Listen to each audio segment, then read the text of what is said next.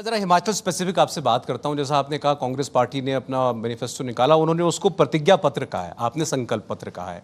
और आपके मैनिफेस्टो में भी उनके मैनिफेस्टो में 2-3 ब्रॉड थीम्स हमें दिखाई दे रही हैं, जो कि पॉलिसी लेवल पर हम आपसे क्लैरिटी चाहते हैं। जैसे सबसे पहले अब पेंशन की बात आ गई।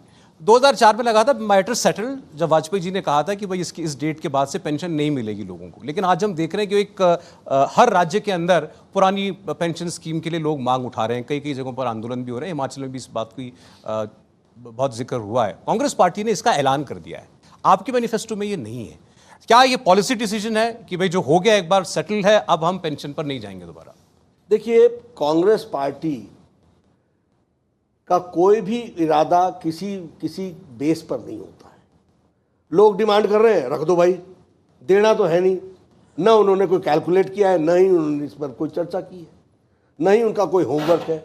उनका सारा मैनिफेस्टो आप उठा करके देख लो, उनके ही नेता पूछ रहे हैं कि भाई पैसा कहाँ से आएगा।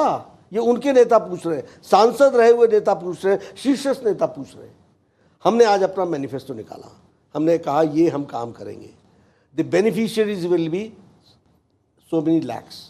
The amount incurred financially will be X amount. यानी ड्यू डिलिजेंस किया गया है। ड्यू डिलिजेंस के साथ इन चीज़ों को आगे बढ़ाया गया है। अब हमारे कर्मचारी भाई हैं, OROP 1971 से तुम लोगों के आंखों में धूल झोंकते रहे। 500 करोड़ रुपए रख करके आर्मी पर्सनल्स को आप बरगलाते रहे। प्रधानमंत्री मोदी जी ने कमेटी बैठाई, वो समय मैनिफेस्टो के हमारी एक कमेटी बनी थी खुशहाली जी के नेतृत्व में।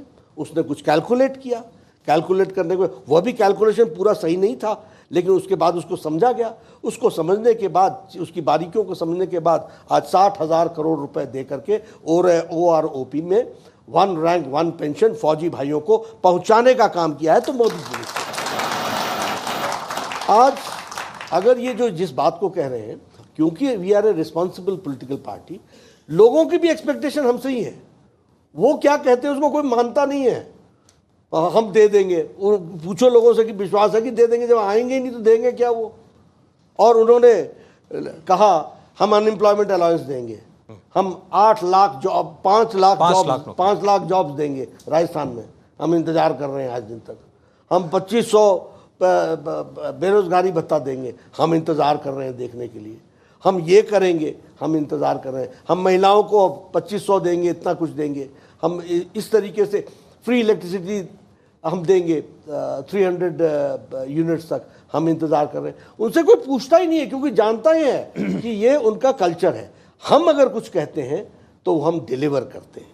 और इसलिए हमारे लोगों ने कहा कि ठीक है, ये एम्प्लॉयज़ की बात आई है, इसको हम लोग एग्जामिन करेंगे। फिर आपकी बात मैं यूं समझूं कि आप कह रहे हैं कि हम वादा वही करते हैं जो हम डिलीवर कर सकते हैं, झूठे ख्वाब नहीं दिखाएंगे। ड्यू डिलिजेंस करने के बाद, और सरकार चलाने का तरीका भी यही है। मोदी जी का पॉलिटिकल कल्चर है, जिसको हमको समझना हो। इंडिया टीवी हर वक्त हर जगह डाउनलोड करने के लिए सर्च करें India TV news Google play store या ऐप स्टोर पर।